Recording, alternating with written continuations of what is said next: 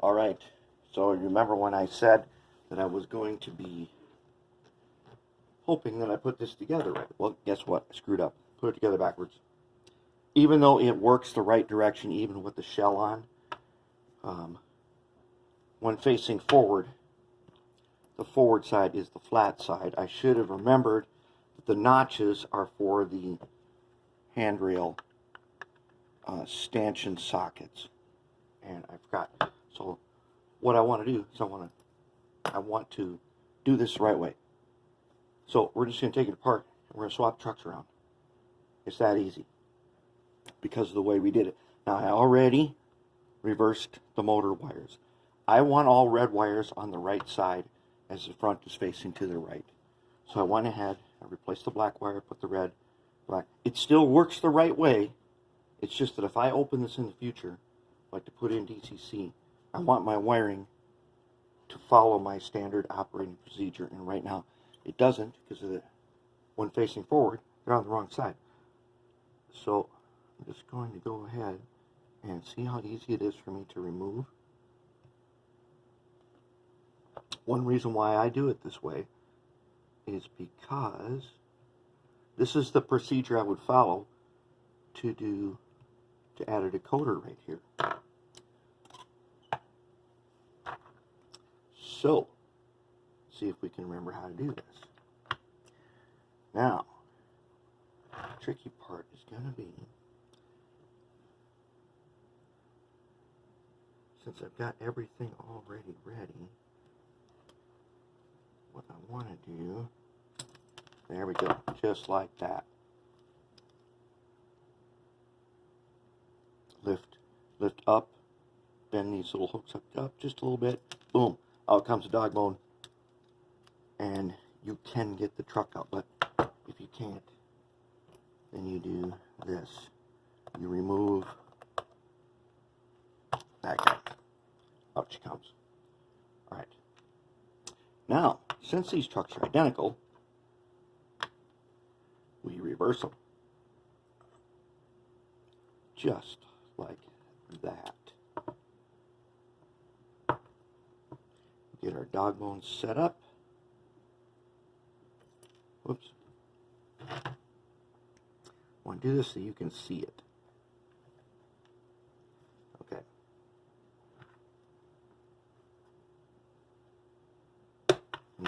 There's one. Nice. And since we taped these wires up nicely, they're nice and neat.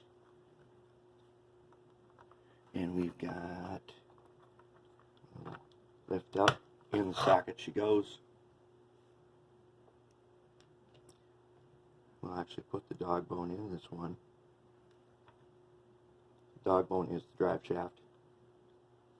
Now, let's see here. Make this as easy as we can make it without.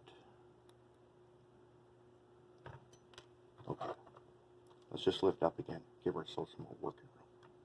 Back off. There. Now let's try that. Try not to get in the way of you seeing, which is kind of hard to do. But there it is, there's the match. Okay, and did we make it? We did. Okay, very nice. Okay, let's put that motor lead on.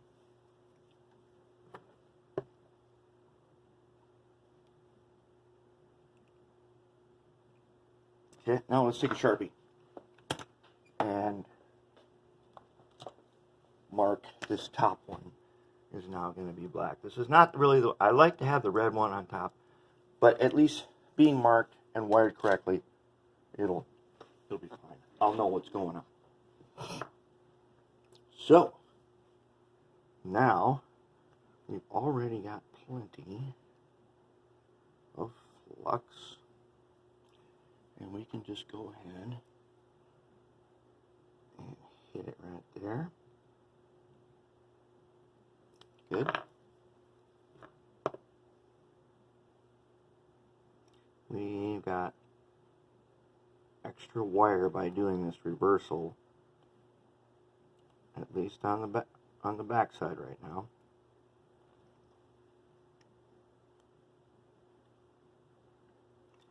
Here's a tricky one. Since that red is so close to the end, I usually like to have them kind of in the middle. Oh. There we go.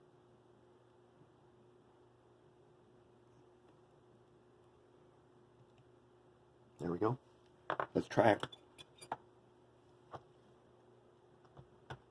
Even reversed as it was, it still worked exactly the right way, because on the power pack, if the arrow is facing one direction, it has to move that direction, and it does, and it did before too. But now when I come back to it, it'll be the right way. So let's put the shell on track. I was thinking about adding some weights in here, but I think I'm going to leave it for now, because I don't have lights in here either. And if this thing runs as good as I think it will, I'm going to want to put some lights in here later. Maybe. Okay. My guess is this shell is going to amplify the sound. I don't know, but I think so.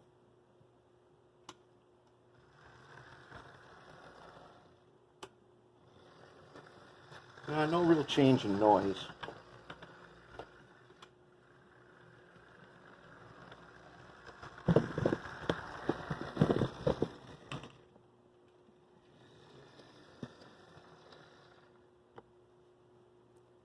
Very nice slow speed right there.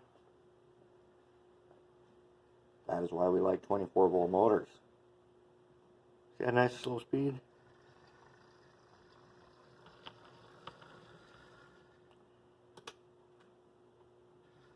Excellent for yard switching. And there we have it. Now, what we're going to do is I'm going to put some couplers on, and then we're going to go into a final reveal over there on the layout.